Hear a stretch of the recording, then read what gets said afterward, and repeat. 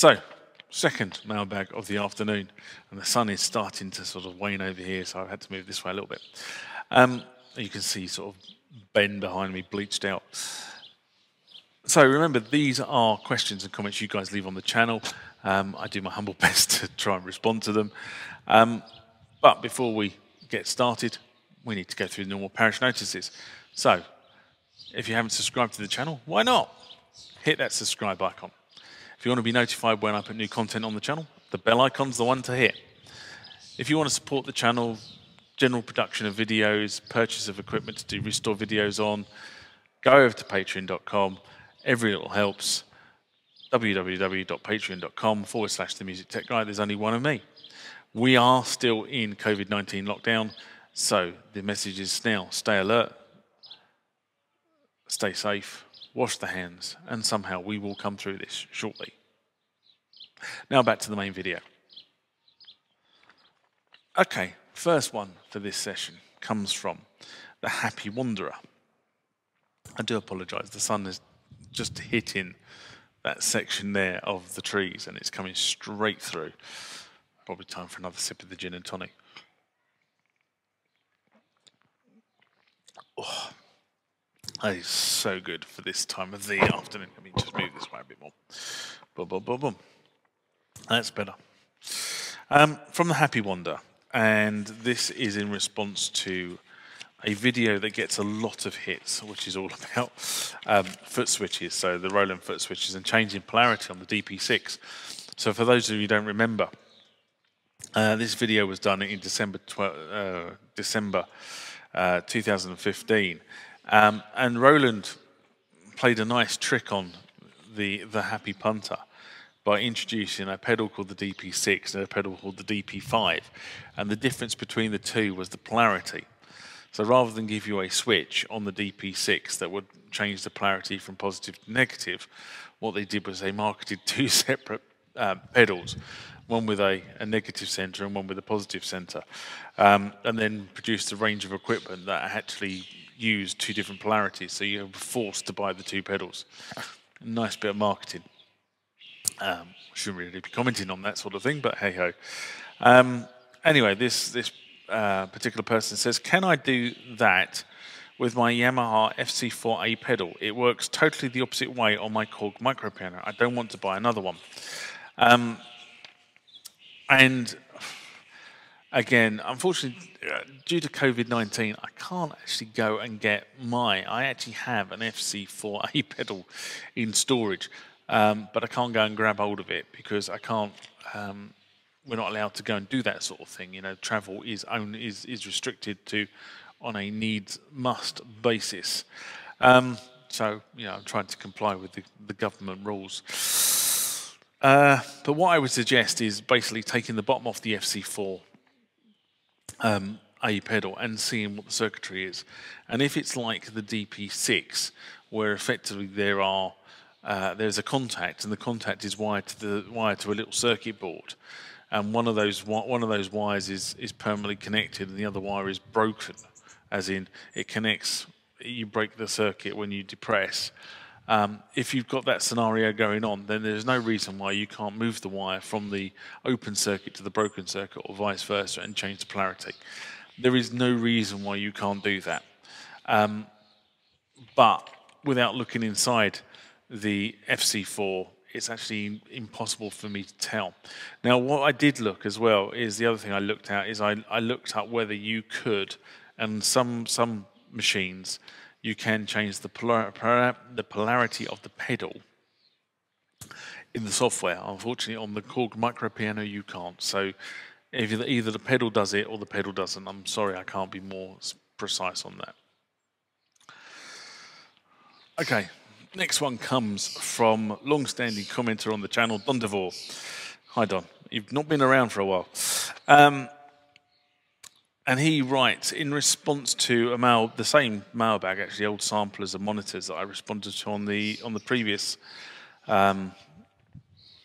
mailbag, at the beginning of, well, midway through May, actually, I recorded it. And he writes, the MX-1 was designed with the Aira line, which all have external power supplies, which is absolutely correct. If I remember correctly, it was just before the boutique line was released around 2014. Boutiques really need their own mixer with more USB-powered channels for the reasons you explained in previous videos. Regarding power and USB splitters, it's a mess. And I absolutely agree. I think Roland have really made a complete, utter what's-it-up of this particular scenario. They've introduced a set of instruments which are really, really versatile, and then they haven't given us, and they've sort of, they originally touted the MX-1 as the way of connecting these things, but the bottom line is you need power, and then you have to split it out. You know, I've been over it, I've been around this, and I agree it's a complete mess. I'm surprised Roland haven't really fixed it, and they should be, somebody should be giving them a swift kick up the bottom. To be honest, I mean, you know, Roland as a company generally come up with some fairly cracking ideas and cracking pieces of equipment, and I've got a lot of equipment, Roland equipment, in my legacy stable, but they do make some crackers decisions, and this was one of them. I think we're at 13 boutique. They've released 13 boutique instruments now in this same format, all of which cannot be plugged into, directly plugged into a computer without having to have some sort of battery power, because of the way they have cheapskated out on the way they supply power to these units. If they had external power supplies, do you know what? None of us would really give a monkey's what's it, but they don't. You know, you've effectively put batteries into these units, which is the daftest thing I think you could have ever done. I get the whole sort of portability, but the reality is people don't use these units. You know, they don't port them around like you think they're porting them around. These units are going into people's studios, or, you know, they're playing with them wherever they are. They'll use them in live sets. You know, running them on batteries is not an option. You know, you need mains power, or power from something more than 4 or 3 AA batteries. The question I really sort of seem to sort of think about with the boutiques is, have Roland driven themselves into a technology cul-de-sac? Because, and the reason I say that is there were a number of comments that were made around about the time that the sort of Jupiter X, XM, groove boxes, etc. were launched. And then there was a very, very quick retraction, or a very quick statement to say, oh, we're fully supporting the ACB technology, even though we've now bought these brand new pieces of equipment that have gone to this Zen Core technology. So I'm wondering whether the boutiques are a bit of a technology cul-de-sac for Roland, and Zen Core was sort of the way they think they could market themselves out of it. I don't know. I'm kind of thinking that's the reason why the MX-2, or whatever, the replacement mixer for the MX-1, hasn't arrived and hasn't been showcased to the community. I really think Roland, if Roland are watching this, why haven't you issued some sort of mixer? I mean, surely, given the number of boutiques and Aira pieces of equipment you've knocked into the market, there must be people out there that would be willing to buy an MX-2 or whatever it's going to be called. So maybe the way to do this is to say to the other skunk works, which is the Behringer skunk works, look, Behringer, there is a gap here that needs to be filled. There are lots and lots of musicians that have boutiques and they can't plug them into a mixer. Have you got a mixer that will allow us to do that? Then maybe Roland will actually get the message and do it themselves. Or the Behringer skunk works will just jump into action and we'll get something out of them that actually gives the people what they want, which seems to be the tag that Behringer have at the moment. I don't know. And the next one comes from Cedric, and it's in response to the Roland System-1 Mac driver installation video I did at the beginning of 2020. And he writes, how do you change the sample rate of the System-1 from 96 kHz to 48 kilohertz. Thanks for your lights. Maybe it means enlightenment. First of all, I'm not sure the System-1 operates at 96 kilohertz. I think the System-1 operates at 48 kilohertz. That's the first thing. And the second thing is, I don't think you are able to change the sample rate of the System-1. Now, I could be wrong on that, and I haven't got my System-1 here to check. But the reason I say that is because in the boutiques, in order to change the sample rate, you go into the Roland driver software and you change the sample rate there. But there is no facility to do that with the System-1. I think the System-1 is pegged at a rate and that's it. That's the rate you get. So, unfortunately, I don't think you can do this. But what I will say is if somebody else out there hears this and tells me I'm wrong, I'm quite happy to take that. And the last one for this mailbag session, and it comes from Paul Alia. And this is in response to the MX-1 sync function video I did at the tail end of November 2019. And he writes, "Hello, I connected my Digitakt to the MIDI of the MX-1. The MX-1 is the master, Digitakt is slave, but now all the channel faders of the MX-1 are controlling the values of the Digitakt. Reverb wet, reverb decay. Can you tell me how I can only sync the two of them for the BPM only? Thanks." This is kind of a common theme actually with the MX-1. So I did a video, that particular video, but I've done several videos over the last couple of years about clock sources in MX-1 and daisy chaining, etc., etc. And you need to design your setup effectively to determine where the clock source is going to be. Now, if you've got a computer in the mix and you run everything USB, that's sort of kind of an easy thing because you just spider everything out from the computer. And USB is far more functional to allow you to actually specify what's receiving what from who. But when you've got MIDI, MIDI needs to daisy chain from a master source, and that clock source needs to kind of be at the head of the chain.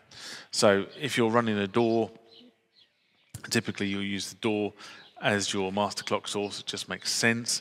If you're running some sort of hardware clock source, then you use that. I mean, back in the day, if I'm brutally honest, we used to buy for a studio a dedicated clock source, and you used to then rope all the equipment effectively via BNC at one point to that master clock source to make sure everything was in sync. And MIDI is no different. MIDI needs a master clock source somewhere, and you need to daisy chain there off it. Now, I don't know the Contact Digitech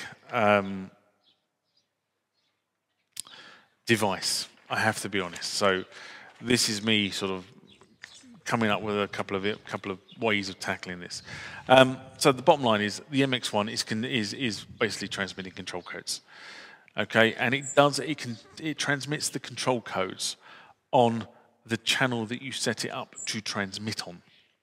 So when you set the mixer up, you set up a receive channel and a transmit channel. And what you need to do is you need to make sure that whatever is on the other end of the transmit channel is not receiving data on the same channel. So if you're using channel 1 to receive and channel 1 to send, okay, then if your other device is listening on channel 1, it will receive all the control codes from the MX-1, because that's what the MX-1 is doing. It's effectively passing the control codes out. So the way to do it is to actually move the send channel up to a different channel, so bang it up to 15 or something, right, way out of the way, because nowadays the likelihood of using all 16 MIDI channels is slim, shall we say, but I do know people who have run out of MIDI channels and are probably using about 48 MIDI channels in their particular studios, but that's a different conversation. So the first thing is to do that. Now that probably will solve the issue. Now you're probably going to turn around and say, but I want to use the MX-1 as a master clock source. Now the way the clock is implemented is the clock will transmit on all channels, but the control codes will only transmit on the channel that you select. Okay, that's kind of the first thing. The second thing is to go across to the Digitakt, sorry, and make sure that in terms of the channel it is receiving information on is not set to something like Omni.